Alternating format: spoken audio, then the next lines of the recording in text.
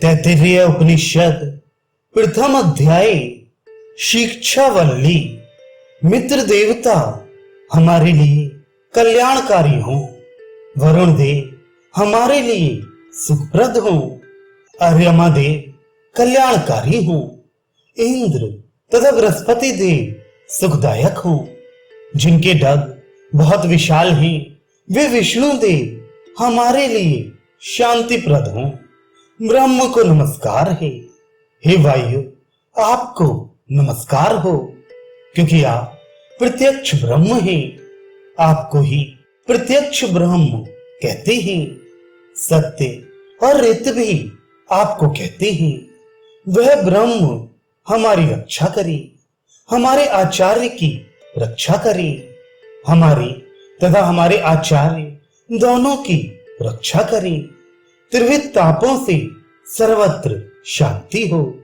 हमारी शिक्षा की व्याख्या करते हैं। वर्ण, स्वर, मात्रा, बल, साम तथा संधि ये सब शिक्षा की सार वस्तुएं हैं। इस प्रकार इसे शिक्षा अध्याय कहा गया है। हम दोनों शिष्य और आचार्य का यश साथ साथ बढ़े। हम दोनों का ब्रह्म तेज भी साथ साथ बढ़े। अब हम 5 अधिकरणों में संहिता की उपनिषद की व्याख्या करते हैं। ये 5 अधिकरण अधिलोक, अधिज्योतिष, अधिविद्य, अधिप्रज्ञ और अध्यात्म हैं। विद्वजन उन्हें महासंहिता कहते हैं। अब लोक संबंधी संहिता का वर्णन करते हैं। इसका पूर्व रूप पृथ्वी है, उत्तर रूप द्युलोक है। पृथ्वी और ध्युव के बीच का अंतरिक्ष इसका संधि रूप है। वायु संयोजक रूप है। यह लोक संबंधी संहिता है।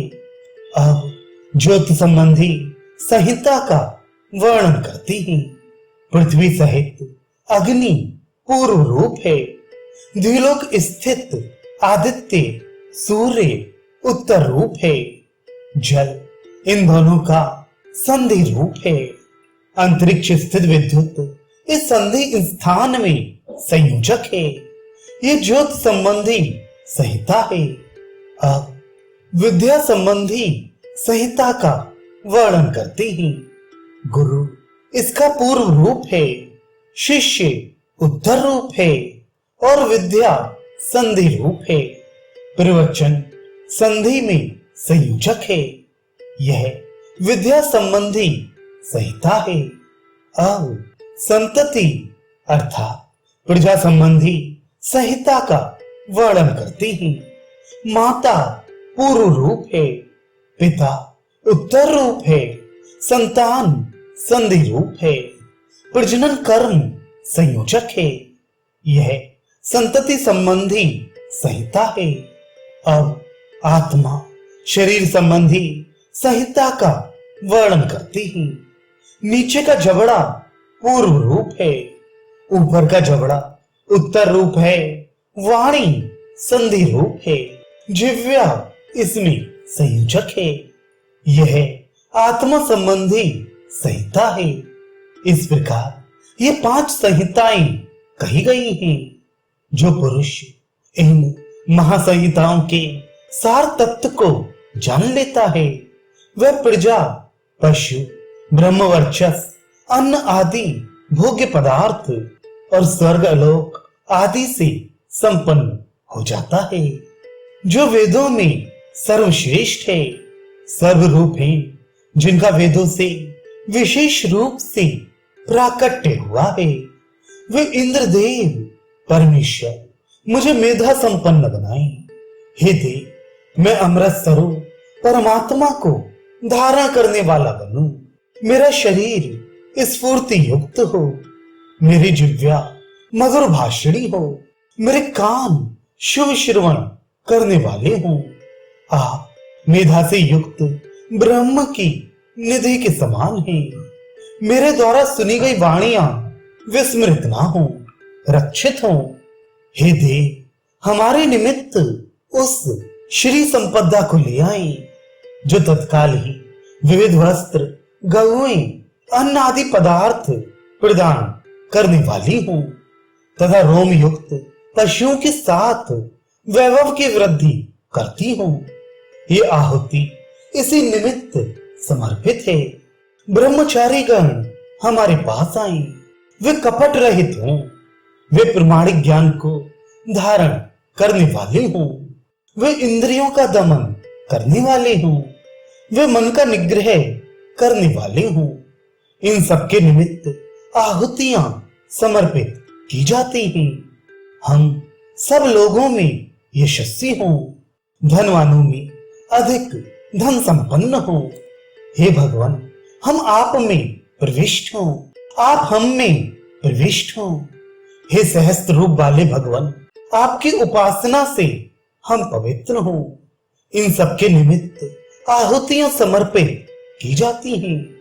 जैसे जल निम्न स्थानों की ओर प्रवाहित होते हुए समुद्र में पहुंच जाता है और महा दिनों का क्षय करते हुए संवत्सर में विलीन हो जाते हैं। हे विधाता, उसी प्रकार ब्रह्मचारी गण सब ओर से हमारे पास आए। आप हमारे आश्रय स्थल हैं। आप हमें प्रकाशित करें, आप हमें प्राप्त हो। भू, भुवा, स्वहा ये तीन विहायतियां हैं। उनसे भिन्न जो चौथी विहायती महा है, जिसे सर्वप्रथम महाचमस के पुत्र ने जाना था, वह महा ही ब्रह्म है। वही ब्रह्म की आत्मा है। अन्य देवता उसके अंग हैं। भू, ये विहायती पृथ्वी लोक है। भुवा, ये विहायती अंतरिक्ष लोक है। स्वहा, यह स्वर्ग लोक है। महा आदित्य है। उस आदित्य से ही संपूर्ण लोक महिमा को प्राप्त होते हैं। भू, ये विहायती ही अग्नि है। भुवा, ये विहायती वायु है। स्वहा, ये विहायती आदित्य है। महा, यह विहायती चंद्रमा है। चंद्रमा से ही समस्त ज्योतियां महिमा को प्राप्त होती हैं। भू, ये ऋग्वेद है। भुवा, यह सामवेद है। स्वहा, यह यजुर्वेद है। महा, यह ब्रह्म है। ब्रह्म से ही समस्त वेद महिमा को प्राप्त होते हैं। भू, ये प्राण है। भुवा, यह अपान है। स्वहा, यह व्यान है। महा, यह अन्न है। अन्न से ही सभी प्राणों में बल संचार होता है। ये चारों व्याहतियां चार प्रकार की हैं। एक एक के चार भेद होने से कुल 16 व्याहतियां होती हैं। इस प्रकार जो जानता है वह ब्रह्म को जान लेता है। उस पुरुष के लिए संपूर्ण देवता अपने अनुदान प्राप्त करते हैं। इस हृदयस्थ आकाश भाग में वह मनोमय अमृत स्वरूप, प्रकाश स्वरूप परम पुरुष प्रतिष्ठित है। दोनों तालुओं के बीच जो एक स्तन के समान लटक रहा है, उसके ऊपर जहां केशों का मूल भाग है, शीर्ष कपाल को भेद कर सुषुम्ना नाड़ी जाती है, वह ब्रह्मरंध्र इंद्र योनि है। निर्वाण काल में साधक भूत स्वरूप अग्नि में प्रतिष्ठित होता है, भूत स्वरूप वायु में प्रतिष्ठित होता है, स्वहा स्वरूप आदित्य में तथा महास्वरूप ब्रह्म में अधिष्ठित होता है। ब्रह्मवेत्ता साधक अपने राज्य में अधिष्ठित होता है। वे संपूर्ण मन का स्वामी, वाणी, नेत्रों, कर्णों और विज्ञान का स्वामी हो जाता है। पूर्वोक्त साधन का ये फल मिलता है। वह ब्रह्म आकाश के सदृश विशाल है। वह सत्य रूप आत्म तत्व है।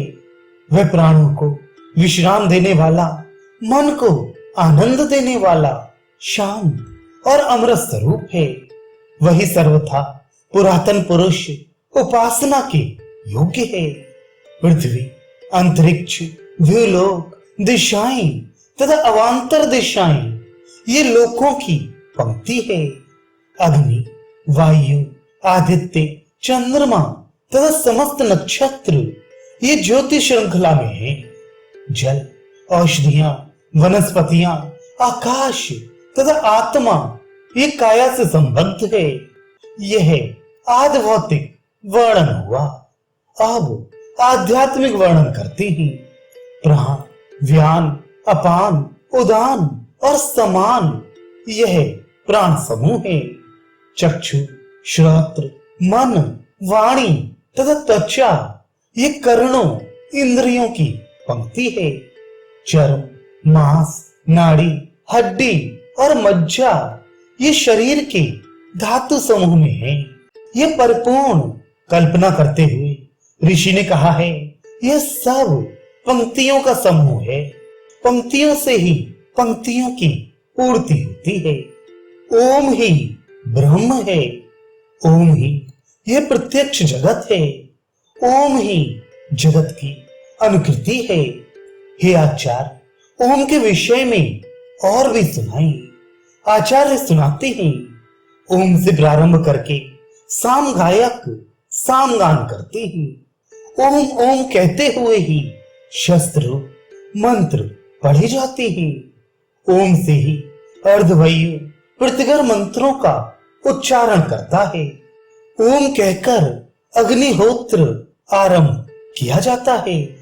अध्ययन के समय ब्राह्मण ओम कहकर ब्रह्म को प्राप्त करने की बात कहता है।